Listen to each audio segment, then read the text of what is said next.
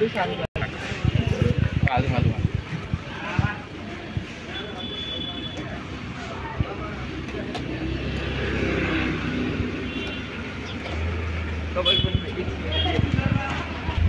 10 वटा मिठो हुन्छ अगर चाहिन्छ भने नम्बर लिनु फोन गर्नु म पुर्याइदिन्छु हो पुरानो मान्छे छ त नि एक्लैले भ्याउँछ त अनि टाइममा भन्नुहुन्छ 4-5 बजे एउटा दाइ आउनुहुन्छ मेरो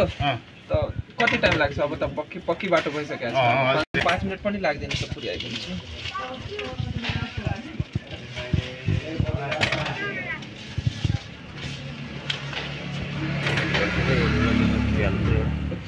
खानु हुँदैन अब पनि